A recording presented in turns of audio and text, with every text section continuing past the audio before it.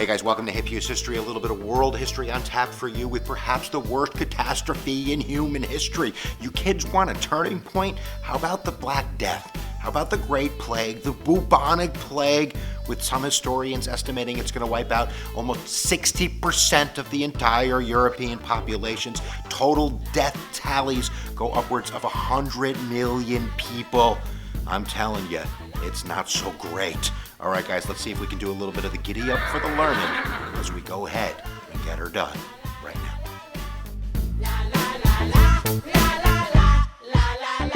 Yersinia pestis. It was Yersinia pestis in the kitchen with a knife. It's that bacteria that is the cause of plague, and that bacteria has existed for a long, long time.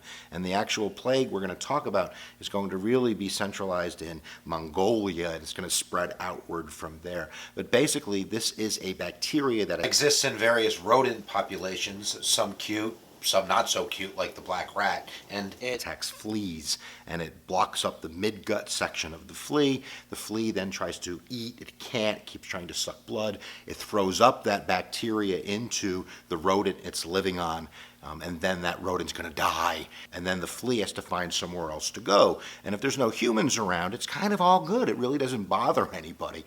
But once the rats come into contact with humans, then the fleas are going to jump on the humans, and then we have ourselves an epidemic, because that's at the heart of bubonic plague. Because once the flea jumps on the human, it's going to enter the lymph node of where it's, going into. That's going to create these huge swellings on the armpits, on the groins, on the lymph nodes of the human body, and then not long after, you're going to die. You're eventually going to get really high fevers, you're going to throw up, you're going to be at the shivers, you're going to be delirious, you're eventually going to get gangrene, which is going to cause part of your body to turn black, hence the name Black Death. Now you're starting to understand. But there's also other forms that it can take. It can take pneumonic plague, where then it's transferred through the air system, like when you're throwing up blood. And there's also the worst kind, septicemic plague, which enters the bloodstream. That has a 100% kill rate. But the bubonic plague has up to an 80% death rate if nothing is done. And now nowadays we have huge, vast amounts of antibiotics, and we can normally cure the plague. There is a fear the plague could break that immunity cycle, but we're not going to talk about it. We're going to talk about the Black Death. The Black Death that's going to kill upwards of 100 million people in Europe in a less than 10-year time span. But it's important to mention that there are actually 3 huge plague outbreaks. The first one was in the 6th century, the Byzantine Empire, the Eastern Roman Empire, where it's going to attack Constantinople. It's going to go on to kill, in a very short period of time, about 25 million people eventually, probably more, as these plagues seem to have outbreaks after they end for the next 50, 100, 200 years. And then the second outbreak is going to be the one that occurs in the 14th century, in the 1330s, 1340s, 1350s. This is the big one, the Great Plague, the Black Plague, which we're going to focus on. But later on, the plague is going to be back. It's going to be back in the mid-19th century to the early 20th century in China and India, killing upwards of 12 million people. And there's even spotty outbreaks to this day, normally in the sub-Saharan African region. And normally, if we get hold of these people, we can cure them. But now let's focus on, why did this happen? How did the little bacteria, the little flea, and the little rat get all the way to London?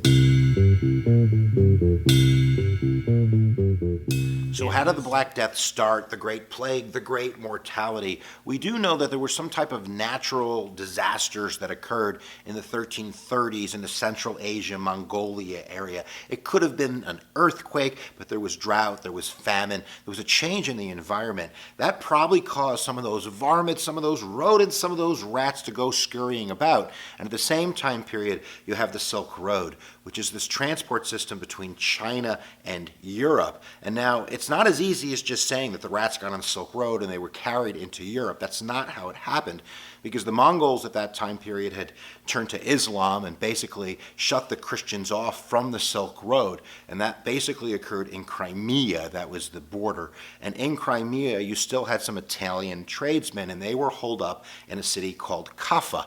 And basically what occurred was, as the Mongols were affected with the plague, with bubonic plague, and they couldn't do the siege anymore, they started tossing the dead bodies over the wall. It's probably the first instance of biological warfare in human history. But then these Italian tradesmen, these sailors, they got infected, and at the same time, they're trying to get the heck out of Dodge. So they jump on their boats, they go in the Black Sea, and they start heading towards Europe. And along the way, they're going to stop at different ports, they're going to be turned away, and when they stop, if those rats get off that ship, it's going to start infecting human beings. Eventually, the ship is going to land in Sicily in October of 1347, and that's where the rats are really going to do their business, eventually affecting the whole island of Sicily.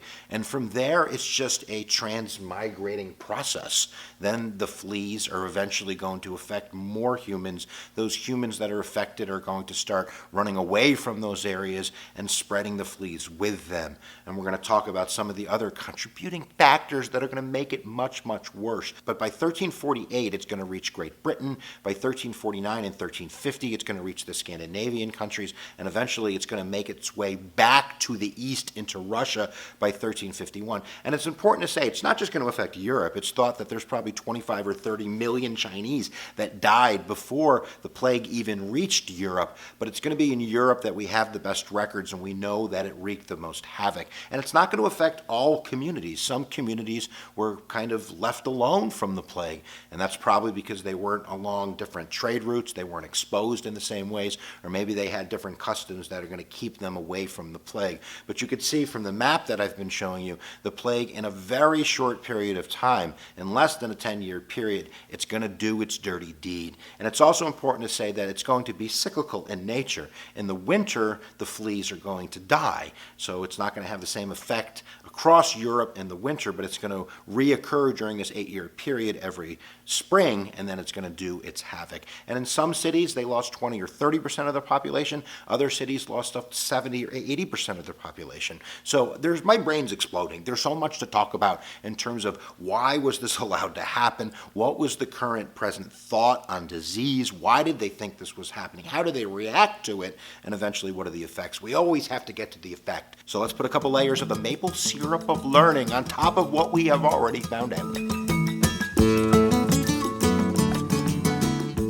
So if having the plague isn't bad enough, having the sanitary conditions of Europe is probably going to make it much, much worse. There's no sewer system. They did it in ancient civilizations, but they don't have it in Europe really up to the 1800s. So they're dumping their waste, their human waste, into the streets. They're bringing animals with them as they flee the rural areas because of the drought and the famines that are going on into the city. They're bringing their pigs. Their pigs are running around the streets amongst the sewer and the nastiness and the garbage. It's just not a good deal. Now, the Catholic Church, they believed this was God's wrath, and that's what most people believed. So they believed if it was God's wrath, that you couldn't be sinful. Therefore, you couldn't be gluttonous, so you shouldn't do things like buy new clothes, change your clothes a lot, or take baths. And scientists at that time period were saying that baths would open your pores, which let the bad air in. So if their solution is no bathing, not changing our clothes, and in fact, some people thought that it would be smell that would ward this away. So sometimes they would take feces and rub it over the victims of the plague to try to cure them. I don't even know what to say at this period. So the plague is not going to slow down because of those things. I think we can all agree to that. And most smarter people of the day thought that this was some type of disease that was caused by bad air, that there was an earthquake that released bad air and you had to just kind of keep away from the bad air and that would keep you safe. And of course, that's not true. There's also scientists at that time period saying that it's because of the alignment of Saturn, Jupiter, and Mars.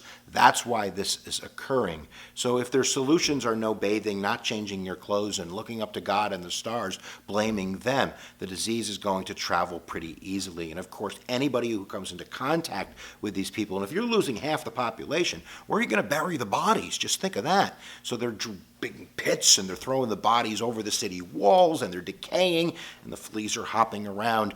And every time someone leaves, the fleas are leaving and traveling. And of course, because of the ships and the trading ports, it's going to travel much faster than if it was just human-to-human contact with pneumonia or something like that. The bubonic plague is going to wreak havoc. Another interesting fact was the city of Ragusa in 1377 was the first city in the world to institute a quarantine. So it seems as though some people people were getting the message. It's also important to say that this is not just a disease of the poor. Because of the habits of the times, the way that people lived, even the rich, and the way that the fleas were transmitted on these trade routes along clothing lines, even fine linens, this would reach the upper class as well. And even though the poor had a higher rate, probably because they were congregated together in smaller spaces, this didn't spare all the rich people. In fact, it was monasteries that were probably the most susceptible to the disease, because priests going to give last rites, bringing that back amongst an isolated community, and it's spreading quite quickly, with some monasteries experiencing 100% rate of death. Now, of course, you couldn't have a plague, you couldn't have something horrible happen if you didn't have somebody to blame. We all know that to be true. It's got to be someone's fault, right? Not God's fault or the stars' fault. Maybe it's the Jews. Maybe it's the Jewish race. And it's important to note that there was a mass hysteria in many parts of Europe against the Jewish people, and that in many cases they were massacred, they were burned alive. There were tens of thousands of Jews that were killed during this time period because it was claimed they were poisoning the wells with this disease. And there was also the thought that if they weren't getting it as much, they had something to do with it, and that might be attributed to many of the customs of the Jewish faith, like taking baths before the Sabbath, washing your hands after you go to the bathroom, such like that. That's probably more of the culprit than the conspiracy of their putting it in the wells. So there's a lot of different effects that are going to ripple through Europe when you remove half of the population. And why don't we talk about those effects now, because that's what you do in social studies. You talk about the causes and the effects. So what happens when a bunch of dirty little fleas knock off half of Europe's population in less than a decade, from 80 million down to about 30 million people? Well, number one, you're going to have a healthier population. Not only is natural selection kicked in, and I feel bad for saying it, but it's true. You have people now that are passing along genes with a very stronger immune system that are going to be able to survive for longer. The life expectancy is going to go up. Not to mention that you have a better diet now. You have a surplus of food because you have less people that are eating. Wages are going to go up as well because there's less workers that are available. So you're going to have kind of a burgeoning middle class that eventually is going to spread from this. Not to mention that not in the too far off distance, the Black Death is going to result in a questioning of the Catholic Church if they couldn't stop this. It's really putting the roots down not only for the Protestant Revolution, but also for the scientific revolution, that we can't just rely on the word of the Bible to figure these things out, that we're going to have some type of scientific method to figure these things out as well. There's also the very cool mask that comes in later. It's important to say that even though we say it's less than 10 years, the plague is going to keep reoccurring during that Black Death for another couple hundred years. There was a huge outbreak in the 17th century in London that's going to kill hundreds of thousands of people. But I really love the mask that the doctors ended up wearing when they were trying to treat people. And these aren't real doctors. These were just people that, wanted the money to check out the people that were dying. There was not much that they could do, but they have these large beaks because they believed that good aroma could stop the bad air from penetrating the human body, so they would put different flower arrangements and stuff in the petals, and that was thought to ward off the Black Death, as was the beginning of the use of cologne. None of that's going to work, of course, we all know that. But really, the Black Death is a reset button for Europe. The population's not going to be back to the same number for another 3 centuries. So in a sense, it is a huge turning point just for, in a sense, racing the blackboard of Europe for a very long time. And again, not just Europe, the Middle East suffered, Asia suffered, and in those further pandemics, it goes as far as Australia and even Hawaii. But at the end of the day, it's going to be these customs that are going to have to change in world history in terms of bathing and sanitation and what we do with waste and all of that good stuff that wards off huge plagues. So there you go, guys. Now you know that the plague wasn't caused by the first horseman of the apocalypse, but rather from some bacteria that infected some fleas, that infected some rats, that traveled to humans, where the fleas jumped off and bit the humans, and there you go, wiping out half of Europe's population, upwards of 100 million killed. You're going to want to know this one for the test and make sure that you don't catch the plague, but catch some other Hughes history videos by going down to the video arsenal in the description below. We have over 400 videos at this point, and I'm going to say, because I say it at the end of every lecture, because I mean it with all my heart, where attention goes, energy flows. We'll see you guys next time that you press my buttons.